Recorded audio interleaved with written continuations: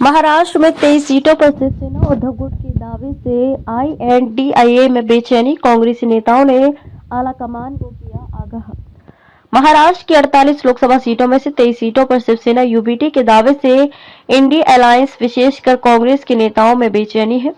महाराष्ट्र कांग्रेस के नेताओं ने पिछले दिनों दिल्ली में हुई बैठक में कांग्रेस के वरिष्ठ नेताओं को आगाह किया है कि वे शिवसेना के दबाव में न आए, अन्यथा चुनावी वर्ष में पार्टी पर प्रतिकूल प्रभाव पड़ेगा। कांग्रेसी नेताओं ने साफ कह दिया है कि महाराष्ट्र में बीजेपी के प्रभाव में आकर शिवसेना और एनसीपी पहले ही टूट चुकी है, लेकिन कांग्रेस अब तक एकजुट है। ऐसे में अगर कांग्रेस सीटों पर किसी तरह का समझौता करती है तो इस प्रतिकूल माहौल में भी पार्टी के टिकट पर चुनाव लड़ने के लिए तैयार पार्टी नेताओं पर गलत प्रभाव पड़ेगा और वे वैकल्पिक रास्ते चुन सकते हैं। कई वरिष्ठ नेता टिकट के लिए पार्टी छोड़ भी सकते हैं। महाराष्ट्र के कांग्रेसी नेताओं ने इशारों में कांग्रेस आलाकमान को शरद पवार से भी सतर्क रहने का संकेत दिया है। एक वरिष्ठ कांग्रेसी नेता के मुताबिक शिवसेना को आगे कर शरद पवार कांग्रेस का खेल बिगाड़ने की कोशिश कर सकते हैं, क्योंकि राज्य में इस समय कांग्रेस के पक्ष में अच्छा माहौल है और शरद पवार की एनसीपी टूट चुकी है।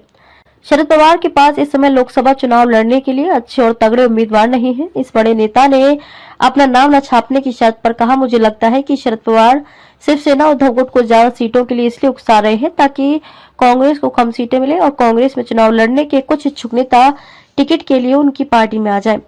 इस बीच खबर है कि सीट बंटवारे को लेकर महाराष्ट्र के कांग्रेस नेताओं के सख्त रुख से कांग्रेस के वरिष्ठ नेता भी कुछ हद तक सहमत हैं और इंडिया अलायंस को लेकर चिंतित भी हैं।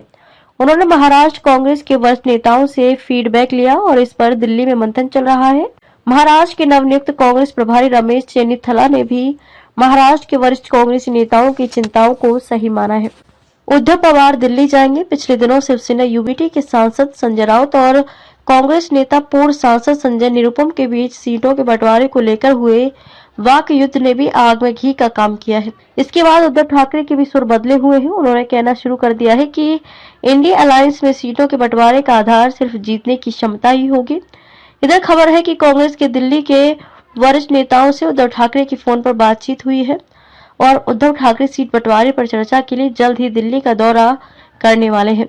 खबर है कि उनके साथ एनसीपी प्रमुख शरद पवार भी दिल्ली की चर्चा में शामिल होंगे। अगले 15 दिन में फैसला सुले। एनसीपी शरद पवार गुट की कार्याध्यक्ष और शरद पवार की बेटी सुप्रिया सुले ने सोमवार को दावा किया कि 15 या 16 जनवरी तक ये साफ हो जाएगा कि महाविकास अघाड़ी में कौन किस सीट से लड़ेगा। इसके बाद उम्मीदवारों का फैसला किया जाएगा। उन्होंने कहा कि इंडिया अलायंस में हर राज्य के लिए अलग अलग फैसला होगा। पटोले बोले, कोई मतभेद नहीं। महाराष्ट्र कांग्रेस के अध्यक्ष नाना पटोले से जानकारी चाहिए तो उन्होंने कहा कि सीटों के बंटवारे को लेकर महाविकास अघाड़ी में कोई मतभेद नहीं है। सीटों का बंटवारा योग्यता के हिसाब से किया जाएगा और इस संबंध में पूर्व मुख्यमंत्री उद्धव ठाकरे ने अपनी स्थिति भी साफ कर दी है। प्रकाश अंबेडकर ने बढ़ाया दबाव। इधर उद्धव ठाकरे के पॉलिटिकल पार्टनर वंचित बहुजन अघाड़ी के नेता प्रकाश अंबेडकर ने भी दबाव बढ़ाना शुरू कर दिया है। सोमवार को प्रकाश अंबेडकर ने मीडिया से कहा, मैंने प्रस्ताव दिया है, अगर उन्हें मंजूर नहीं है तो कोई बात नहीं, पर उन्हें ये बात साफ तौर पर कहनी चाहिए। हम अंतिम समय तक उनके जवाब का इंतजार करेंगे। उद्धव ठाकरे के साथ हमारे पहले से गठबंधन है और हमारा अपने उम्मीदवार चुनने का काम जारी है।